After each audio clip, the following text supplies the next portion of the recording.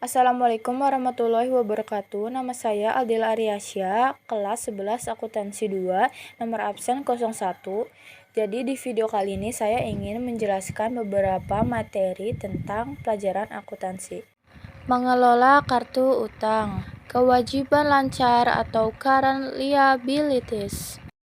Pengertian kewajiban lancar adalah kewajiban yang likuidasinya diperkirakan secara layak memerlukan penggunaan sumber daya yang ada, yang diklasifikasikan sebagai aktiva lancar lain atau penciptaan kewajiban yang penjelasannya dalam satu siklus operasi biasanya 1 tahun. Beberapa contoh kewajiban lancar: 1. Hutang usaha, 2. Wesel bayar, 3. Jatuh tempo berjalan hutang jangka panjang, 4. Kewajiban jangka pendek yang diharapkan akan didanai kembali, 5. Hutang dividen, 6. Uang muka pelanggan dan deposito yang dapat dikembalikan. 7. Pendapatan diterima di muka, 8. Hutang pajak penjualan, 9. Utang PPh, 10. Kewajiban yang berhubungan dengan karyawan. Kontingensi. Pengertian kontingensi atau lebih dikenal dengan peristiwa atau transaksi yang mengandung syarat merupakan transaksi yang paling banyak ditemukan dalam kegiatan bank sehari-hari. Kontingensi yang dimiliki suatu bank dapat berakibat tagihan atau kewajiban bagi bank yang bersangkutan. PSAK nomor 31 mengatur akuntansi untuk transaksi kontingensi dalam suatu perusahaan. Istilah kewajiban bersyarat digunakan untuk menyatakan kewajiban yang kemungkinan timbulnya tergantung pada terjadi atau tidaknya suatu peristiwa di masa yang akan datang. Dengan demikian, pada tanggal neraca belum terdapat kepastian mengenai ada tidaknya kewajiban tersebut. Kontingensi adalah suatu keadaan yang masih diliputi oleh ketidakpastian mengenai kemungkinan diperolehnya laba atau rugi pada suatu perusahaan, yang baru akan terselesaikan dengan terjadi atau tidak terjadinya satu atau lebih peristiwa di masa yang akan datang. Transaksi yang bersifat kontingensi atau bersyarat ini belum mengikat bank untuk melakukan tagihan ataupun kewajiban real saat ini. Akan tetapi, secara antisipatif, kontingensi tersebut akan menjadi kewajiban atau tidak sangat tergantung terjadi atau tidak terjadinya yang berkaitan dengan kontingensi ini di masa yang akan datang. Penyajian dalam laporan keuangan. Transaksi kontingensi belum mempengaruhi posisi dalam neraca dan laba rugi perusahaan. Kontingensi sebenarnya tidak dapat dinyatakan dalam laporan keuangan apabila nilai transaksi kontingensi tidak material. Dengan kata lain, tidak akan mempengaruhi posisi keuangan secara keseluruhan. Akan tetapi, transaksi kontingensi banyak ditemukan dalam transaksi perbankan sehari-hari yang apabila dikumpulkan dalam suatu periode menghasilkan nilai yang cukup atau bahkan sangat material, sehingga mempengaruhi posisi keuangan secara keseluruhan. Karena nilai yang sangat material ini, bank diwajibkan untuk melakukan pencatatan transaksi yang bersifat kontingen ini. Azas konservatif dalam kontingensi. Pengungkapan data transaksi kontingensi dalam laporan keuangan dikaitkan dengan penerapan konsep atau azas konservatif atau berhati-hati dalam prinsip akuntansi. Yang dimaksud di sini adalah bahwa penyisihan suatu rugi kontingensi dapat dilakukan pada perhitungan rugi laba bila kondisi berikut terpenuhi. A. Terdapat petunjuk yang kuat bahwa telah terjadi penurunan suatu aktiva atau telah timbul kewajiban pada tanggal neraca. B. Jumlah kerugian dapat ditaksir secara wajar, sedangkan terhadap laba kontingensi tidak dicantumkan dalam laporan rugi laba, tetapi perlu diungkapkan dalam laporan keuangan. Jenis transaksi kontingensi. Kontingensi bank terdiri dari kontingensi tagihan dan kontingensi kewajiban atau tunggakan. Kontingensi tagihan terdiri dari A. Bank garansi yang diterbitkan oleh bank lain, B. Pembelian opsi valuta asing, C. Pendapatan bunga dalam penyelesaian. Sedangkan kontingensi kewajiban terdiri dari A. Garansi yang diberikan, B. Surat berdokumen dalam negeri atau SKBDN yang dapat dibatalkan atau revocable LC dalam rangka perdagangan dalam negeri, C. Penjualan opsi valuta asing. Selanjutnya yaitu ada pembelian kredit. Pengertian pembelian kredit adalah pembelian yang dilakukan oleh perusahaan yang dalam pembayarannya dilakukan secara bertahap atau secara angsuran kepada pemasok. Dalam pembelian kredit, umumnya sebelum melakukan transaksi pembelian harus mendapat otorisasi terhadap pembelian yang dilakukan. Prosedur pembelian kredit. A. Bagian administrasi menerima order pembelian rangkap ketiga dari bagian pembelian dan bukti pembelian barang dari bagian gudang, serta faktur pemasok kemudian menyesuaikannya. Bagian administrasi akan menyimpan data-data utang yang timbul akibat pembelian kredit ke dalam database. Jika sudah waktu jatuh tempo, maka bagian administrasi akan menerima tagihan dari pemasok. B. Berdasarkan tagihan dari pemasok dan data-data utang perusahaan, bagian administrasi melakukan pembayaran kepada pemasok dengan cara transfer, cek, ataupun giro. C. Jika pembayaran sudah dilakukan, maka pemasok akan menyerahkan kwitansi tanda pembayaran. D. Berdasarkan kwitansi tersebut, bagian administrasi membuat dan mencetak dokumen tanda terima 2 rangkap diserahkan kepada pemasok. Pemasok menandatangani kedua rangkap dokumen tanda terima tersebut. F. Tanda terima rangkap 1 disimpan oleh pemasok dan tanda terima rangkap kedua disimpan untuk perusahaan. G. Data-data utang yang sudah dibayar disimpan dalam database oleh bagian administrasi. Yang terakhir, setiap bulannya bagian administrasi mencetak laporan pembelian tunai dan kredit dan laporan saldo utang. Dokumen dalam sistem akuntansi pembelian kredit. Dokumen yang digunakan dalam sistem akuntansi pembelian kredit adalah sebagai berikut. A. Surat permintaan pembelian. Dokumen ini merupakan formulir yang diisi oleh fungsi gudang atau fungsi pemakai barang untuk meminta fungsi pembelian melakukan pembelian barang dengan jenis, jumlah, dan mutu seperti yang tersebut dalam surat tersebut. B. Surat permintaan penawaran harga. Dokumen ini digunakan untuk meminta penawaran harga bagi barang yang pengadaannya tidak bersifat berulang kali terjadi atau tidak repetitif. C. Surat order pembelian. Dokumen ini digunakan untuk memesan barang kepada pemasok yang telah ditentukan. Dokumen ini terdiri dari berbagai tembusan, yaitu 1. Tembusan pengakuan oleh pemasok yang dikirimkan kepada pemasok, dimintakan tanda tangan dari pemasok tersebut dan dikirimkan kembali ke perusahaan sebagai bukti telah diterima dan disetujuinya order pembelian, serta kesanggupan pemasok memenuhi janji pengiriman barang seperti tercantum dalam dokumen tersebut. 2. Tembusan bagi unit peminta barang, dikirimkan kepada fungsi yang meminta pembelian bahwa barang yang dimintanya telah dipesan. 3. Arsip tanggal penerimaan. Tembusan surat order pembelian ini disimpan oleh fungsi pembelian menurut tanggal penerimaan barang yang diharapkan sebagai dasar untuk mengadakan tindakan penyelidikan jika barang tidak datang pada waktu yang telah ditetapkan. 4. Arsip pemasok. Tembusan surat order pembelian ini disimpan oleh fungsi pembelian menurut nama pemasok sebagai dasar untuk mencari informasi mengenai pemasok. Yang terakhir yaitu tembusan fungsi penerimaan.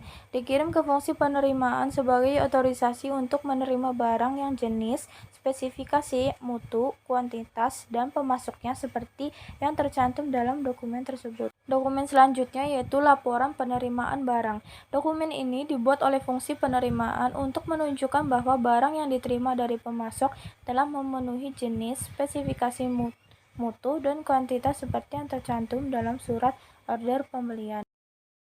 Lanjut, surat perubahan order pembelian. Kadangkala diperlukan perubahan terhadap isi surat order pembelian yang sebelumnya telah diterbitkan. Perubahan tersebut dapat berupa perubahan kuantitas, jadwal penyerahan barang, spesifikasi, penggantian atau substitusi, atau hal lain yang bersangkutan dengan perubahan desain atau bisnis.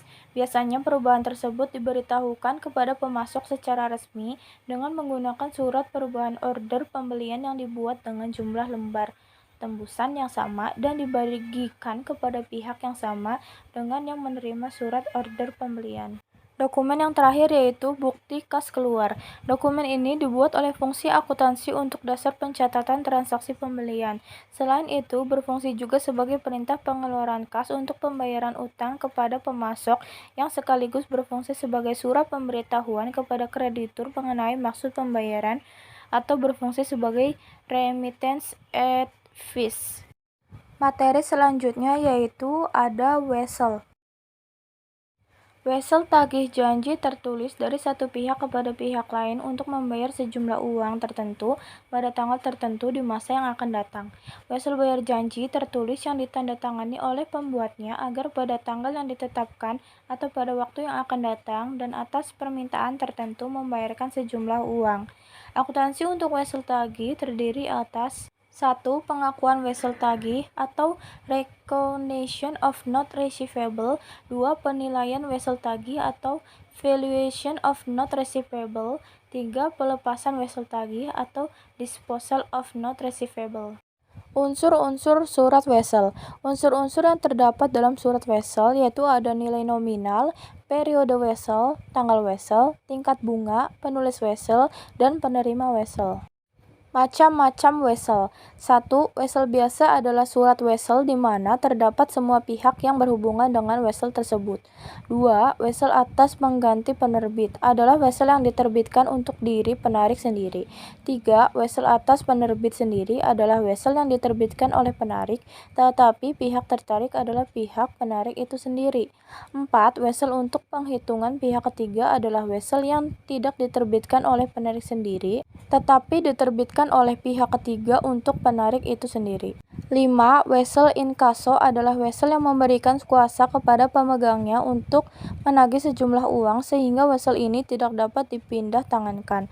Yang terakhir, wesel berdomisili adalah surat wesel yang pembayarannya dilakukan oleh orang lain selain dari tertarik dan pembayarannya dilakukan di tempat pihak ketiga. Personil wesel. Dalam hukum wesel dikenal beberapa personil wesel, yaitu orang-orang yang terlibat dalam lalu lintas pembayaran dengan surat wesel. 1. Penerbit adalah terjemahan dari istilah aslinya dalam bahasa Belanda trekker, bahasa Inggrisnya drawie, yaitu orang yang mengeluarkan surat wesel. 2. Tersangkut adalah terjemahan dari istilah aslinya dalam bahasa Belanda betrokken, yaitu orang diberi perintah tanpa syarat untuk membayar. 3. Akseptan adalah terjemahan dari istilah aslinya dalam bahasa Belanda acceptan, bahasa Inggrisnya acceptor, yaitu tersangkut yang telah menyetujui untuk membayar surat wesel pada hari bayar dengan memberikan tanda tangannya. 4. Pemegang pertama adalah terjemahan dari istilah aslinya dalam bahasa Belanda nomor, bahasa Inggrisnya holder, yaitu orang yang menerima surat wesel pertama kali dari penerbit. 6. Pengganti adalah terjemahan dari istilah aslinya dalam bahasa Belanda geendoserde, bahasa Inggrisnya indorse, yaitu orang yang menerima peralihan surat wesel dari pemegang sebelumnya. 6. Endosan berasal dari istilah aslinya dalam bahasa Belanda endosan, bahasa Inggrisnya endorser, yaitu orang yang memperalihkan surat wesel kepada pemegang berikutnya. Materi selanjutnya yaitu pembelian angsuran. Pembelian angsuran yaitu apabila aktiva tetap diperoleh dari pembelian angsuran, maka dalam harga perolehan aktiva tetap tidak boleh termasuk bunga. Bunga selama masa angsuran, baik jelas-jelas dinyatakan maupun yang tidak dinyatakan tersendiri, harus dikeluarkan dari harga perolehan dan dibebankan sebagai biaya bunga. Selanjutnya ada utang pajak. Utang pajak menurut faham formal timbul karena perbuatan fiskus, yakni fiskus menerbitkan SKP. Secara ekstrim, seseorang tidak mempunyai kewajiban membayar pajak penghasilan atau pendapatannya jika fiskus belum menerbitkan SKP. Sedangkan menurut faham material, utang pajak timbul karena terpenuhinya ketentuan-ketentuan yang disyaratkan dalam undang-undang. Timbulnya utang pajak menurut faham material secara sederhana dapat dikatakan karena undang-undang atau karena tatbestand, yaitu rangkaian dari keadaan-keadaan, perbuatan-perbuatan, dan peristiwa-peristiwa, atau baik yang feitelijik, yuridis, personlijik, maupun zakelijik, yang dapat menimbulkan utang pajak. Lanjut, ada utang gaji. Pengertian utang gaji atau accrued salaries payable adalah biaya gaji yang sudah merupakan kewajiban perusahaan untuk membayarkan kepada karyawan. Namun, jumlah yang harus dibayarkan tersebut belum dibayarkan perusahaan, sehingga masih merupakan utang perusahaan terhadap karyawannya. Pendapatan diterima di muka. Pendapatan diterima di muka adalah transaksi yang sejak awalnya dicatat sebagai utang atau kewajiban, tetapi akan menjadi pendapatan di kemudian hari. Pendapatan ini timbul karena perusahaan telah menerima pembayaran atas suatu pekerjaan tetapi belum menyelesaikan pekerjaan tersebut. Contoh, tanggal 1 Agustus 2010 diterima sewa truk untuk masa 2 tahun sebesar 12 juta. Akhir periode akuntansi ditetapkan 31 Desember 2010. Jurnalnya dicatat sebagai hutang, yaitu 5/24 dikali 12 juta, sama dengan 2.500.000. Jurnal penyesuaiannya yaitu utang sewa 2.500.000 di debit, pendapatan sewa di kredit 2.500.000. Selanjutnya dicatat sebagai pendapatan, yaitu 19/24 dikali 12 juta sama dengan 9.500.000. Jurnal penyesuaiannya yaitu pendapatan sewa di debit 9.500.000, lalu utang sewa di kredit 9.500.000. Contoh selanjutnya yaitu dicatat sebagai utang atau kewajiban jurnal penyesuaian titik-titik diterima di muka, lalu pendapatan titik-titik. Selanjutnya dicatat sebagai pendapatan jurnal penyesuaian yaitu pendapatan titik-titik, lalu titik-titik diterima di muka. Sekian penjelasan materi dari saya. Mohon maaf apabila terdapat kesalahan kata. Wassalamualaikum warahmatullahi wabarakatuh. Terima kasih.